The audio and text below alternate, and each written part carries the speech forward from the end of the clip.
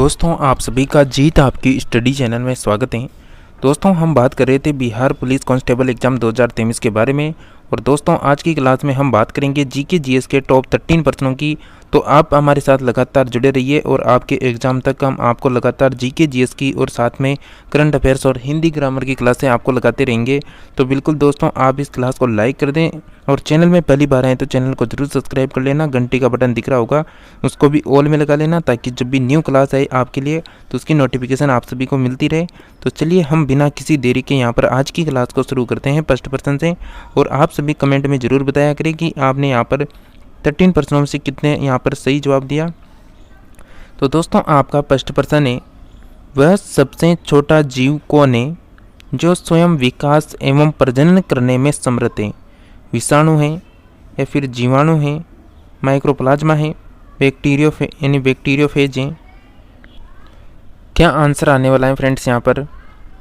दोस्तों यहाँ पर प्रश्न का सही आंसर हो जाएगा बिल्कुल ऑप्शन नंबर सी, माइकोप्लाज्मा यहाँ पर करेक्ट आंसर होगा। नेक्स्ट प्रश्न की बात करते हैं, मुगल सम्राट हुमायूं का मकबरा खालिस्तान है काबुल में, दिल्ली में या फिर शाहदराबाद में या फिर कुल्दाबाद में? मतलब मुगल जो सम्राट थे हुमायूं का मकबरा कहाँ पर स्थित है? बिल्कुल आप सभी का करेक्ट आंसर आना चाहिए यहाँ पर बिल्कुल ऑप्शन नंबर बी, दिल्ली यहाँ पर करेक्ट आंसर हो जाएगा। हुमायूं का जो मकबरा है वो मुगल वास्तुकला से प्रेरित मकबरा है। यह नई दिल्ली के दीन पना अर्थात पुराने किले के निकट निजामुद्दीन औलिया की दरगाह के पास स्थित है। वर्ष 1570 में इस मकबरे का निर्माण हाजी बेगमा ने करवाया था। नेक्स्ट प्रश्न है, विश्व बैंक का मुख्यालय कहाँ पर स्थित है? मनीला में, वाशिंगटन डीसी में, न्यूयॉर्क में, जिनेवा में? क्या आंसर आने वाला है फ्रेंड्स? यहाँ पर जल्दी से जवाब दीजिएगा। और दोस्तों आप सभी लगातार जीके जीएस की क्लासों को अटेंड करते रहिए। इसमें आपको लगातार इस चैनल में आपको केवल बिहार पुलिस के लिए क्लासें मिलेगी। दोस्तों सही आंसर की सही आंसर की बात करें यहाँ पर तो विश्व बैंक का जो मुख्यालय है, हेडक्वार्टर है, वो हो जाएगा बिल्कुल option number B, Washington DC यहाँ पर करेक्ट आंसर होगा। नेक्स्ट प्रश्न है कि बंगाल सती विनियमन 1829 भारत के किस गवर्नर जनरल द्वारा लाया गया? एडवर्ड लो द्वारा, लॉर्ड विलियम बेटिंग द्वारा, सर हेनरी हार्डिंग द्वारा, विलियम बटरवर्थ बेले द्वारा?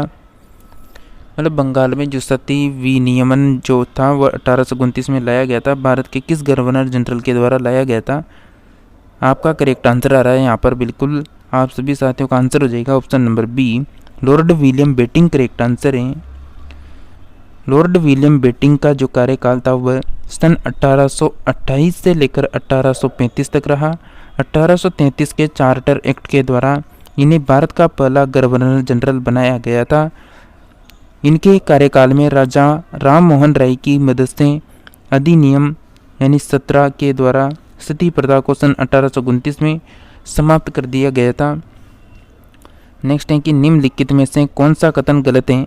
पदार्थ के कण स्थिर अवस्था में होते हैं, पदार्थ के कण बहुत छोटे होते हैं, पदार्थ के कण एक दूसरे को आकर्षित करते हैं या फिर पदार्थ के कणों के बीच रिक्त स्थान होते हैं? तो दोस्तों क्या आंसर होने वाला है यहाँ पर? आप सभी जल्दी से जवाब दीजिएगा कौन सा कथन है जो गलत है। तो प्यारे साथियों आप सभी का बिल्कुल यहाँ पर करेक्ट आंसर आना चाहिए। यहाँ पर ऑप्शन नंबर ए यहाँ पर करेक्ट आंसर हो जाएगा, पदार्थ के कण स्थिर अवस्था में होते हैं। ये यहाँ पर क्या हो जाएगा? गलत कथन हो जाएगा। नेक्स्ट प्रश्न है कि निम्न में से कौन सा तत्व है या नहीं? यानी आपका प्रश्न कहना चाहता है कि कौन तत्व है और ना ही यौगिक है। मतलब निम्न में से कौन न तो तत्व है ना ही क्या है यौगिक, मतलब वायु, जल, पारा, नमक। कौन हो सकता है यहाँ पर जो न तो तत्व हैं और ना ही यौगिक हैं? दोस्तों यहाँ पर बिल्कुल आपका करेक्ट आंसर हो जाएगा ऑप्शन नंबर ए, वायु यहाँ पर करेक्ट आंसर हो जाएगा। नेक्स्ट प्रश्न की बात करते हैं, जल शोधन में कौन सी प्रक्रिया का प्रयोग किया जाता है? प्रासरण का, विपरीत प्रासरण का, साइटोलिसिस का या फिर ट्रिगर दाब का? मतलब जल शोधन में कौन सी प्रक्रिया का प्रयोग किया जाता है? जल शोधन की यहाँ पर बात हो रही है, तो बिल्कुल करेक्ट आंसर आना चाहिए आप सभी का ऑप्शन नंबर बी ऑप्शन आप सभी साथियों का करेक्ट आंसर होगा। विपरीत परासरण करेक्ट आंसर हो जाएगा। नेक्स्ट है कि स्वतंत्र भारत के गवर्नर जनरल कौन थे? राजा जी थे, लॉर्ड माउंटबेटन थे, राजेंद्र प्रसाद थे, लॉर्ड वेवेल थे। दोस्तों स्वतंत्र भारत के गवर्नर जनरल आपसे पूछा जा रहा है। बिल्कुल प्यारे साथियों करेक्ट आंसर हो जाएगा option number B, Lord Mountbatten correct answer है। स्वतंत्र भारत के प्रथम गवर्नर जनरल जो हैं लॉर्ड माउंटबेटन हुए थे, जबकि स्वतंत्र भारत के प्रथम एवं अंतिम गवर्नर जनरल चक्रवर्ती राजगोपालाचार्य थे, जो भारतीय गवर्नर थे। नेक्स्ट है कि जीवन की मूलभूत इकाई क्या है? कोशिका है, ऊतक है, अंग है या फिर राइबोसोम है। देखिए दोस्तों, आप सभी यहाँ पर क्लास को देख रहे हैं तो आप सभी साथी क्लास को लाइक करें और चैनल को जरूर सब्सक्राइब कर लेना, और लगातार क्लास अटेंड करनी है तो घंटी का जो बटन दिख रहा है उसको भी ऑल में करें। बस घंटी के बटन को ऑल में करने से यही होता है कि हमारी जो भी क्लासें आती हैं उसकी नोटिफिकेशन आपको पहुँच जाती है, तो उसको आप अटेंड कर पाते हैं समय पर। प्यारे साथियों, यहाँ पर आप सभी का सही आंसर आना चाहिए ऑप्शन नंबर ए, कोशिका यहाँ पर करेक्ट आंसर हो जाएगा। नेक्स्ट प्रश्न की बात करते हैं। प्रोटीन संश्लेषण में निम्न कोशिकांगों में से किनकी भूमिका सबसे महत्वपूर्ण है? लाइसोसोम और सेंटेरोसोम की या लाइसोसोम माइटोकॉन्ड्रिया की, अंतर्द्रव्य जलिका और राइबोसोम की, गोल्जी उपकरण और माइटोकॉन्ड्रिया की। दोस्तों क्या आंसर हो सकता है यहाँ पर आप सभी का? प्रोटीन संश्लेषण में निम्न कोशिकांगों में से किनकी भूमिका सबसे महत्वपूर्ण होती है? तो आपका सही आंसर हो जाएगा ऑप्शन नंबर सी, अंतर्द्रव्य जालिका और राइबोसोम करेक्ट आंसर होगा। नेक्स्ट प्रश्न है कि भारतीय राष्ट्रीय कांग्रेस के अध्यक्ष जो सेशन के प्रारंभ में ही जेल चले गए थे, सी आर दास, सी विजय राघवाचारी या फिर आर एन मुदोलकर या फिर रास बिहारी घोष। दोस्तों क्या आंसर होने वाला है? मतलब भारत के राष्ट्रीय कांग्रेस के अध्यक्ष जो सेशन के प्रारंभ होने से पहले ही जेल चले गए थे, करेक्ट आंसर हो जाएगा option number A, C R Das यहाँ पर करेक्ट आंसर होगा। भारतीय राष्ट्रीय कांग्रेस का जो 1922 का अधिवेशन किया गया था, इसकी अध्यक्षता सी आर दास ने की थी। नेक्स्ट है कि भारतीय राष्ट्रीय कांग्रेस तथा मुस्लिम लीग दोनों ने लखनऊ में किस वर्ष में अधिवेशन किया, जिसमें लखनऊ समझौता संपन्न किया गया? 1921 में, 1916 में, 1901 में, 1911 में। तो दोस्तों जल्दी से बताइए क्या आंसर हो सकता है आप सभी का? बिल्कुल दोस्तों correct answer option number B, 1916 आपका करेक्ट आंसर होगा। नेक्स्ट प्रश्न है कि पादप कोशिका जंतु कोशिका से किस प्रकार भिन्न होती है? माइटोकॉन्ड्रिया, कोशिका भित्ति, जीव द्रव्य की उपस्थिति या फिर कोशिका केंद्र। पादप कोशिका जंतु कोशिका से किस प्रकार भिन्न होती है? तो बिल्कुल प्यारे साथियों आपका करेक्ट आंसर आना चाहिए ऑप्शन नंबर बी, यानी कोशिका भित्ति यहाँ पर करेक्ट आंसर होगा। नेक्स्ट है कि हवा महल का निर्माण किसने करवाया था? महाराजा भगत सिंह ने, महाराजा जगदीश सिंह ने, महाराजा सवाई प्रताप सिंह ने, महाराजा जसवंत सिंह ने। तो दोस्तों हवा महल का निर्माण किसने करवाया था? अब आप यहाँ पर सोच रहे होंगे कि हवा महल है कहाँ पर। तो हवा महल की अगर हम बात करें तो यह आने वाला है राजस्थान की जो जयपुर डिस्ट्रिक्ट है, आप जानते होंगे जयपुर को, तो जयपुर में यह हवा महल स्थित है और इसका निर्माण करवाया गया था, यानी सवाई प्रताप सिंह के द्वारा करवाया गया था। नेक्स्ट प्रश्न की बात करते हैं। अब यहाँ पर आप देख सकते हैं नोट में कि हवा महल जो है राजस्थान की जो राजधानी है जयपुर का एक राजसी महल है। इसे सन 1799 में महाराजा प्रताप सिंह ने बनवाया था। इसके वास्तुकार जो थे वो लालचंद उस्ताद द्वारा डिजाइन किया गया था। हवा महल 5 मंजिला इमारत है जिसकी ऊंचाई अपने मुख्य आधार से यानी 50 फीट मतलब 15 मीटर है। नेक्स्ट बात करते हैं यहाँ पर जयपुर में हवा महल का निर्माण किससे हुआ था, यानी जो जयपुर का हवा महल था उसका निर्माण किससे हुआ है? सफ़ेद और हरे संगमरमर से, ग्रेनाइट से या फिर लाल और गुलाबी बलुआ पत्थर से या फिर सामान्य चट्टानों से। तो दोस्तों जो जयपुर का हवा महल है उसका निर्माण हुआ है, बिल्कुल आपका करेक्ट आंसर है, लाल और गुलाबी बलुआ पत्थर से हुआ है। जयपुर के हवा महल का जो निर्माण है वो लाल और गुलाबी बलुआ पत्थर से हुआ है। इसके वास्तुकार जो हैं श्री लालचंद उस्ताद थे। यह सांस्कृतिक और शिल्प संबंधित विरासत यानी हिंदू राजपूत शिल्पकला और मुगल शैली का एक अनूठा मिश्रण है। इसे सन 1799 में महाराजा सवाई प्रताप सिंह ने बनवाया था। नेक्स्ट प्रश्न है कि किस राष्ट्रीय कांग्रेस के अधिवेशन में जवाहरलाल नेहरू ने समाजवाद को भारत की समस्याओं को हल करने की कुंजी बताया? पेजपुर अधिवेशन 1937 में, लखनऊ अधिवेशन 1936 में, लाहौर अधिवेशन 1929 में, इनमें से कोई नहीं। तो क्या आंसर आ सकता है आप सभी का? किस भारतीय राष्ट्रीय कांग्रेस के अधिवेशन में जवाहरलाल नेहरू ने समाजवाद को भारत की समस्याओं को हल करने की कुंजी बताया? Correct answer option number B, Lucknow अधिवेशन 1936 करेक्ट आंसर है। नेक्स्ट प्रश्न है, निम्नलिखित में से कौन सा ऊर्ध्वपातन कर सकता है, यानी कौन सा ऊर्ध्वपातन कर सकता है?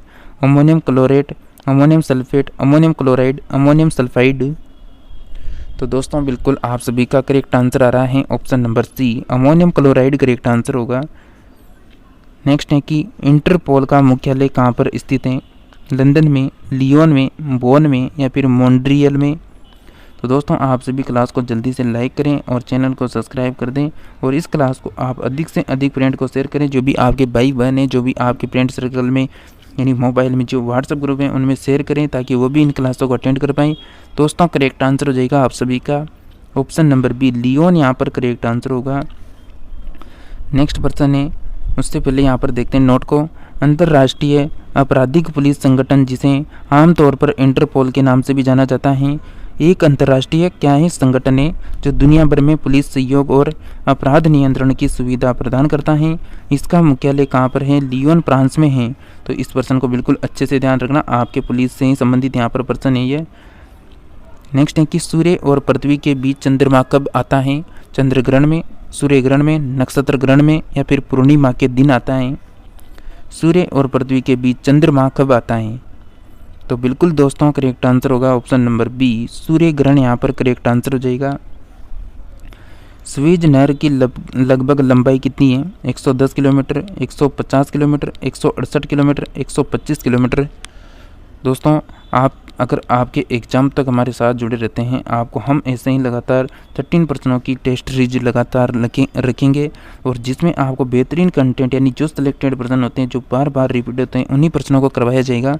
तो आप सभी क्लासों को रोजाना अटेंड करें। दोस्तों सही आंसर हो जाएगा option number C, 168 kilometre correct answer है। नेक्स्ट प्रश्न की बात करते हैं यहाँ पर, निम्न में से कौन से मुगल शासक राजपूत यानी राजपूत माँ के गर्भ से जन्म लिए थे? शाहजहाँ औरंगजेब, अकबर जहांगीर और शाहजहाँ, हुमायूं यानी जहांगीर और हुमायूं। मतलब कौन सा मुगल शासक था जो राजपूत माँ के गर्भ से जन्म लिया था, मतलब जो उनकी माँ थी वो राजपूत थी? तो बिल्कुल दोस्तों यहाँ पर करेक्ट आंसर होगा आप सभी का ऑप्शन नंबर सी, जहांगीर एवं शाहजहाँ यहाँ पर करेक्ट आंसर हो जाएगा। नेक्स्ट है कि वांक्यूलर प्रेस एक्ट किस वायसराय द्वारा समाप्त किया गया था? यानी वांक्यूलर प्रेस एक्ट किस वायरस द्वारा समाप्त किया गया? Canning, Lytton, Ripon, Curzon. दोस्तों आपका करेक्ट आंसर है ऑप्शन नंबर सी, रिपन यहाँ पर करेक्ट आंसर हो जाएगा। नेक्स्ट है कि लेनिंग कहाँ के शासक थे? इंग्लैंड के, जर्मन के, सोवियत रूस के, फ्रांस के? लेनिन कहाँ के शासक थे दोस्तों? करेक्ट आंसर होगा ऑप्शन नंबर सी, सोवियत रूस यहाँ पर करेक्ट आंसर हो जाएगा। खुदा बख्श पाठागार कहाँ है? पटना में, मुजफ्फरपुर में, गया में, हजारीबाग में? दोस्तों जो ये खुदा बख्श पाठागार हैं ये हो जाएगा ऑप्शन नंबर ए, पटना यहाँ पर करेक्ट आंसर होगा। नेक्स्ट प्रश्न है, फिलिस्तीन किनके विरोध से लड़े थे? मतलब किनके विरोध में लड़े हैं? चीनियों के, अरबियों के, यहूदियों के? इनमें से कोई नहीं। यानी फिलिस्तीन किनके विरोध में लड़े थे? बिल्कुल करेक्ट आंसर होगा ऑप्शन नंबर सी, यानी यहूदियों के यहाँ पर करेक्ट आंसर होगा। सिंदरी कारखाना में क्या बनाया जाता है? लोहा इस्पात, खाद, एल्यूमिनियम या फिर नियमन। दोस्तों इसका सही आंसर हो जाएगा खाद बनाया जाता है सिंदरी कारखाना में। नेक्स्ट प्रश्न की बात करते हैं कि विधायक के लिए न्यूनतम आयु क्या होती है? 18 साल, 21 साल, 25 साल, 30 साल। विधायक के लिए यानी एमएलए के लिए न्यूनतम आयु सीमा क्या है? तो दोस्तों यहाँ पर करेक्ट आंसर आना चाहिए आप सभी का ऑप्शन नंबर सी, 25 साल यहाँ पर करेक्ट आंसर हो जाएगा। नई दिल्ली का शिलान्यास 15 दिसंबर 1911 को लॉर्ड माउंटबेटन ने किया था। लॉर्ड मतलब यहाँ पर सम्राट जॉर्ज पंचम ने किया था, महारानी विक्टोरिया ने किया था, या फिर लॉर्ड विलियम बेटिंग ने किया था। मतलब आपका जो प्रश्न है यहाँ से शुरू हो रहा है नई दिल्ली का शिलान्यास 15 दिसंबर 1911 को। उसके बाद आपको ये सभी प्रश्नों को यहाँ पर मतलब ऑप्शनों को जोड़ देना है को के पीछे। तो दोस्तों यहाँ पर अगर हम बात करें तो आप सभी का करेक्ट आंसर आना चाहिए नई दिल्ली का जो शिलान्यास हुआ था 15 दिसंबर 1911 को सम्राट जॉर्ज पंचम ने किया था। ऑप्शन नंबर बी हमारा यहाँ पर यानी करेक्ट आंसर हो जाएगा।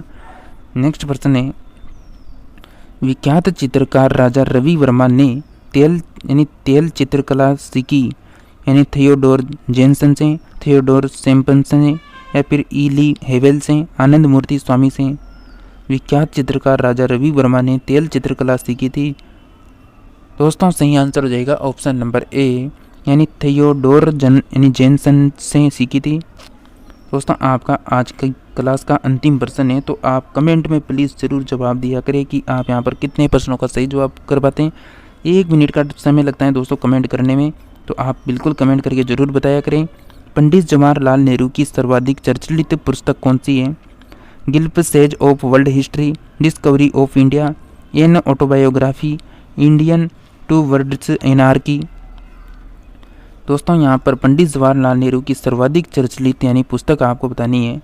बिल्कुल आप सभी साथियों का करेक्ट आंसर होगा option number B, Discovery of India यहाँ पर करेक्ट आंसर हो जाएगा।